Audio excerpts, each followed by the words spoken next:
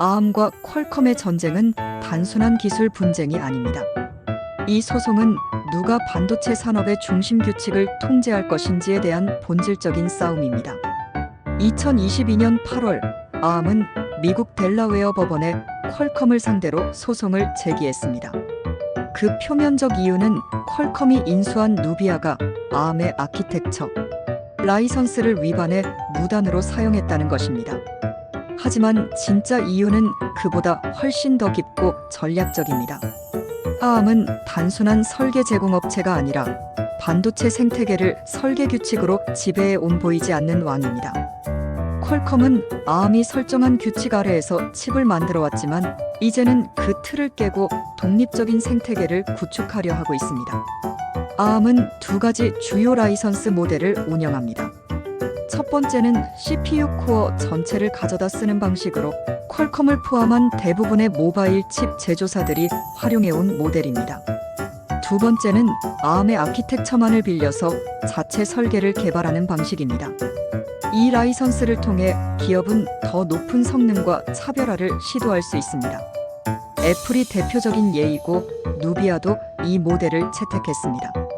누비아는 애플 출신의 CPU 전문가들이 창업한 스타트업으로 Arm 아키텍처 기반의 고성능 서버 CPU를 개발하고 있었습니다. 이 회사가 2021년 퀄컴에 인수되면서 사건은 시작됩니다. Arm은 누비아와 체결한 아키텍처 라이선스는 퀄컴에 자동으로 승계되지 않는다고 주장했습니다. 반면 퀄컴은 우리는 이미 Arm의 아키텍처 라이선스를 보유하고 있고 추가 승인 없이도 설계 자산을 활용할 수 있다고 반박했죠. 겉보기에 법률적 해석의 충돌처럼 보이지만 이 분쟁은 Arm이 상장을 앞두고 자사의 시장 통제력을 유지하려는 의도에서 비롯된 전략이었습니다. 당시 Arm은 소프트뱅크로부터 독립해 미국 나스닥 상장을 준비 중이었고 투자자들에게 자신들이 여전히 강력한 설계 권한을 행사할 수 있다는 인상을 심어줄 필요가 있었습니다. 퀄컴은 다른 전략을 가지고 있었습니다.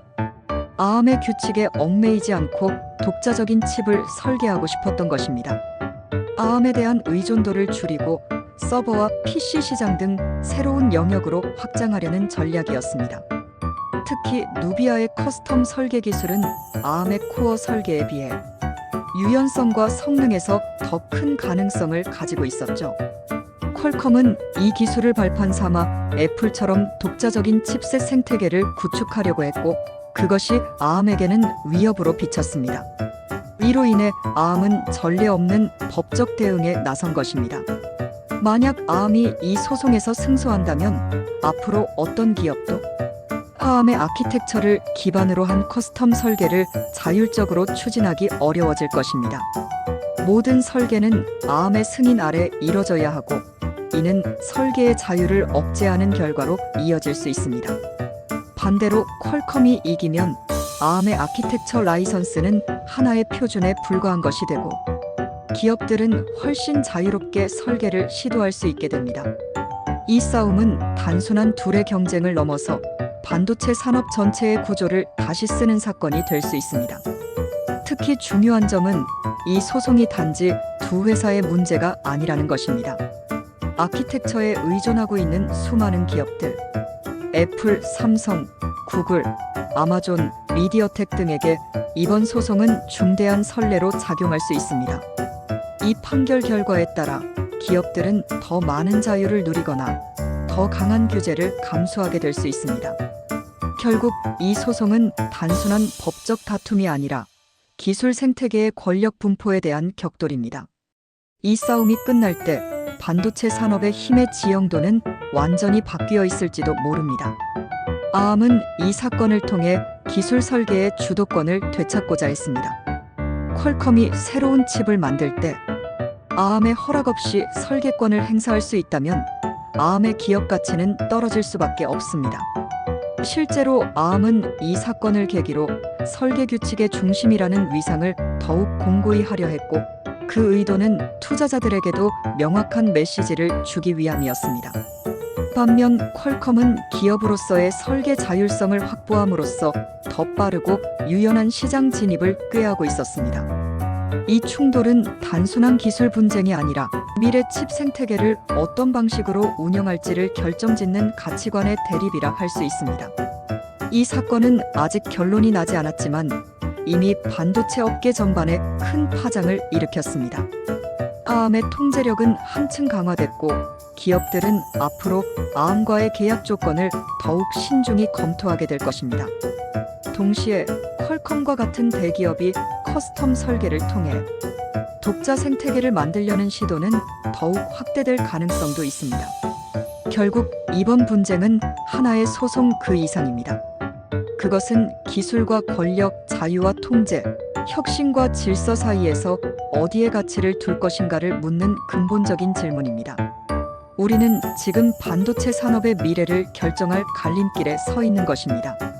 또한 ARM과 퀄컴의 이번 충돌은 단지 반도체 생태계 내부의 문제로 그치지 않습니다. 각국 정부와 규제 당국도 이 문제를 주시하고 있습니다. 반도체는 이제 국가 안보와 산업 전략의 핵심으로 떠올랐기 때문입니다. ARM이 너무 강한 통제력을 갖게 된다면 특정 기업이나 국가가 기술 패권을 독점하는 상황이 올 수도 있습니다. 반대로 ARM의 영향력이 약화되면 무질서한 기술 경쟁으로 인해 전체 생태계의 안정성이 흔들릴 수도 있습니다. 이러한 맥락에서 이번 소송은 단순한 사기업 간의 분쟁이 아니라 국제기술 질서를 둘러싼 전략적 분기점이라고 볼 수 있습니다. 퀄컴의 입장에서 보자면 ARM이 설정한 제약은 오히려 기술 발전의 속도를 늦출 수 있습니다. 실제로 퀄컴은 자사의 칩 설계가 점점 더 복잡해지고 시장 요구가 다양해지는 상황에서 ARM의 설계 규칙에 맞추는 것이 점점 부담스럽다고 느끼고 있습니다. 누비아와 같은 커스텀 설계팀을 확보한 것은 단순한 인재 영입이 아니라 향후 자사의 칩 전략을 더욱 유연하게 가져가기 위한 장기 계획이었습니다. ARM의 승인을 기다리는 대신 독자적인 설계 로드맵을 통해 더 빠르게 시장에 반응하고자 한 것이죠. ARM 역시 단순히 방어적인 전략만 펼치는 것은 아닙니다. 최근에는 자사의 코어 설계 성능을 대폭 개선하고 새로운 세대의 IP를 통해 고객사들이 ARM 표준 위에서도 충분한 차별화를 이룰 수 있도록 옵션을 확장하고 있습니다. 이는 단순한 기술 공급자를 넘어 생태계의 조율자, 나아가 설계 산업 전체의 플랫폼으로 진화하려는 ARM의 장기 전략을 보여줍니다. 결국 이 소송의 결말과는 별개로 ARM과 퀄컴 모두 자신들의 생존을 위한 다음 수를 이미 계산하고 있었던 셈입니다. 지금 이 순간에도 그 싸움은 법정 안팎에서 계속되고 있습니다. 이번 사안은 한 기업이 규칙을 어겼느냐를 따지는 것이 아니라 기술 설계의 미래에 대한 거대한 철학적 논쟁이기도 합니다. 하나의 중심에서 통제된 규칙으로 생태계를 운영할 것인가, 혹은 각 기업들이 독자적인 기준으로 경쟁하며 더 다양한 혁신을 창출할 것인가. ARM은 생태계의 균형을 강조하고 퀄컴은 빠른 대응과 독립 설계를 주장합니다. 이 둘의 충돌은 기술의 발전 방향을 가늠할 수 있는 리트머스 시험지가 됩니다. 그 어느 쪽도 쉽게 물러서지 않을 이 싸움은 결국 반도체 산업의 룰 자체를 바꾸게 될 것입니다.